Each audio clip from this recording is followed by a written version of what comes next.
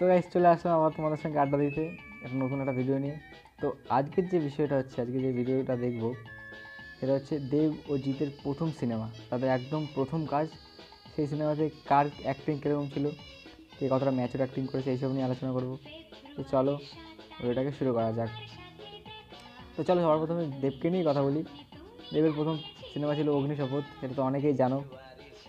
আর acting যদি বলতে হয়, দেবের অ্যাক্টিং একেবারে মানে বাচ্চা টাইপের, মানে বাচ্চাদের মতন অ্যাক্টিং ছিল, মানে ম্যাচুরিটির কোনো ছাপ নেই, এরকম একটা ব্যাপার। অ্যাক্টিং করতে হবে বাস, সেটাই, কোনো ম্যাচুরিটি কোনো ভাব নেই।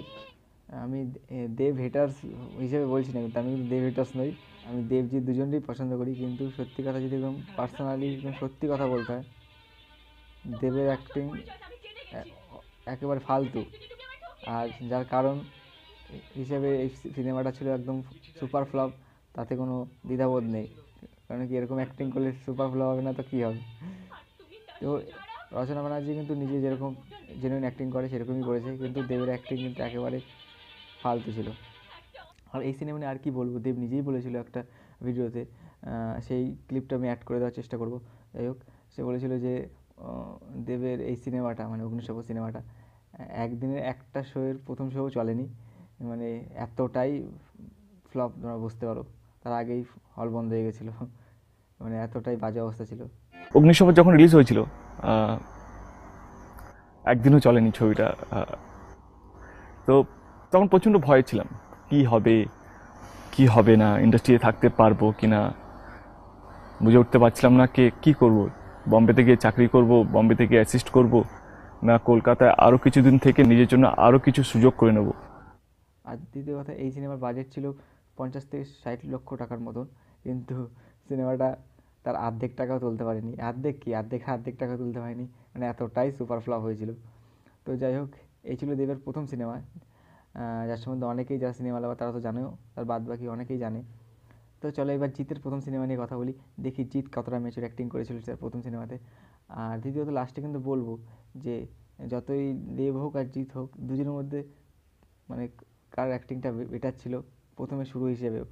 দেবের সম্বন্ধে তো বললাম যে একেবারে ফালতু অ্যাক্টিং করেছিল, কিন্তু চলো দেবেরটাও দেখে তারপরে একবার লাস্টে বলবো যে কার অ্যাক্টিংটা অনেক ম্যাচিওর ছিল প্রথম থেকেই। তো চলো এবার জিতের অ্যাক্টিংটা দেখা যাক। প্রথমে একটা কথা বলে দিই, আমি চান্দু সিনেমাটাকে অনেক খোঁজার চেষ্টা করলাম, কোথাও পেলাম না, খালি গান অ্যাভেলেবেল আছে তাও ইউটিউবে। আমি সিনেমাটা দেখেছি কিন্তু তোমাদের তো দেখাতে পারছি না, কিন্তু সত্যি কথা বলি, প্রথম সিনেমা হিসেবেও জিতের যা ম্যাচুরিটি, তুমি ফটো দেখলে বুঝতে পারবে যে খুব একটা পরিবর্তন ছিল না, মানে প্রথম থেকেই অনেক ম্যাচুর অ্যাক্টিং করেছে, তার এই ফটো শ্যুট দেখলেই বোঝা যাচ্ছে।